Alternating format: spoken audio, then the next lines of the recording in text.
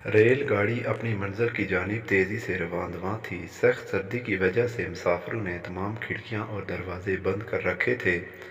رات گہری اور سردی حد سے زیادہ بڑھ گئی تھی۔ عرفان اس سرد رات میں اپنے خیالات میں الجھا ہوا منزل مقصود کی جانب گامزن تھا۔ آج اسے رہ رہ کر اپنی بوڑھی ماں کا خیال آ رہا تھا، جسے وہ روتا ہوا چھوڑ کر کام کی تلاش میں دوسرے شہر جا رہا تھا۔ عرفان ایک شریف خاندان کا چشم و چراغ تھا۔ اس کا باپ ایک فیکٹری میں ملازم تھا۔ زندگی ہنسی خوشی بسر ہو رہی تھی، لیکن خدا کو کچھ اور ہی منظور تھا۔ ایک دن عرفان اسکول سے واپس گھر آیا تو گھر پر ایک بری خبر اس کی منتظر تھی۔ اس کا باپ آج ان دونوں کو چھوڑ کر اپنے خالق حقیقی سے جا ملا تھا۔ عرفان کی ماں کا رو رو کر برا حال تھا۔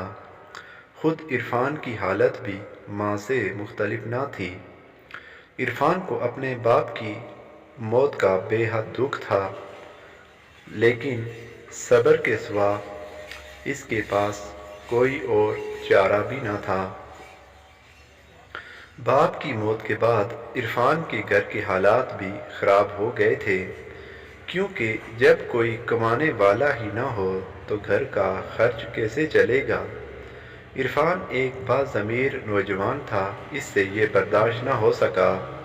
اس کے ہوتے ہوئے بات فاقوں تک پہنچے، اس لیے عرفان نے اپنے شہر میں کام کی تلاش شروع کر دی، لیکن اسے ہر جگہ مایوسی کا سامنا کرنا پڑا۔ آخر تنگ آ کر اس نے اپنی ماں سے دوسرے شہر جانے کی اجازت مانگی۔ آخر کار عرفان کے اصرار پر اس کی ماں نے بڑی مشکل سے اسے اجازت دے دی اور آج وہ اپنے مختصر سے سامان کے ساتھ دوسرے شہر جا رہا تھا۔ ٹکٹ دکھاؤ، ٹکٹ چیکر نے کرخت آواز نے اس کے خیال کا تسلسل توڑ دیا۔ عرفان نے فوراً ٹکٹ چیکر کو اپنا ٹکٹ دکھایا۔ ٹکٹ چیکر نے ٹکٹ دیکھ کر عرفان کو واپس کر دیا اور آگے بڑھ گیا۔ عرفان نے گھڑی میں وقت دیکھا، رات کے 3 بج رہے تھے۔ کچھ دیر بعد اس کا اسٹیشن آ گیا اور عرفان اپنا سامان لے کر اسٹیشن پر اتر آیا۔ اسٹیشن پر اترتے ہی اسے ہوا کا ایک تیز جھونکا لگا، جس سے اس کا جسم کانپ کر رہ گیا۔ رات ابھی کافی باقی تھی، اس لیے عرفان نے سوچا کہ صبح ہونے تک اسٹیشن پر ہی سویا جائے۔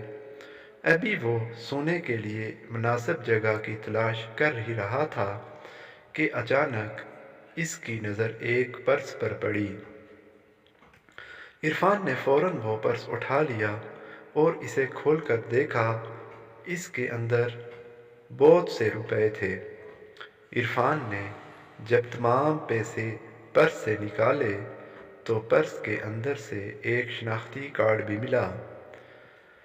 عرفان نے شناختی کارڈ پر ایڈریس دیکھا تو وہ قریبی شہر کا تھا۔ عرفان نے اپنے دل میں پکا ارادہ کر لیا کہ وہ یہ پیسے اس کے مالک تک پہنچائے گا۔ کچھ دیر بعد اس شہر کو جانے والی گاڑی آ گئی۔ عرفان اس گاڑی پر سوار ہو گیا۔ بہت جلد اس شہر کا اسٹیشن آ گیا۔ عرفان گاڑی سے اترا اور مکان تلاش کرنے لگا۔ سورج اپنی کرنوں سے روشنی پھیلانے میں مصروف تھا۔ کچھ دیر بعد عرفان ایک مکان کے سامنے کھڑا تھا۔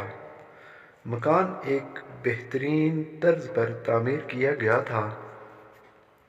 عرفان نے کال بیل بجائی۔ کچھ دیر بعد ایک خوش پوش نوجوان باہر نکلا۔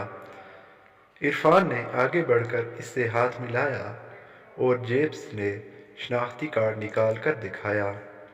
شناختی کارڈ پر اسی شخص کی تصویر لگی ہوئی تھی۔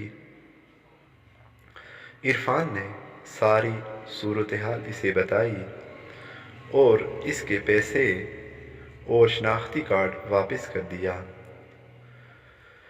وہ شخص عرفان کی ایمانداری سے بہت متاثر ہوا، عرفان کو اپنے ساتھ اندر لے گیا۔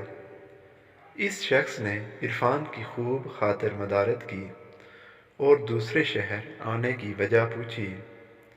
یہ نوجوان ایک بہت بڑی فیکٹری کا مالک تھا۔ عرفان نے اسے بتایا کہ وہ دوسرے شہر نوکری کی تلاش میں آیا ہے۔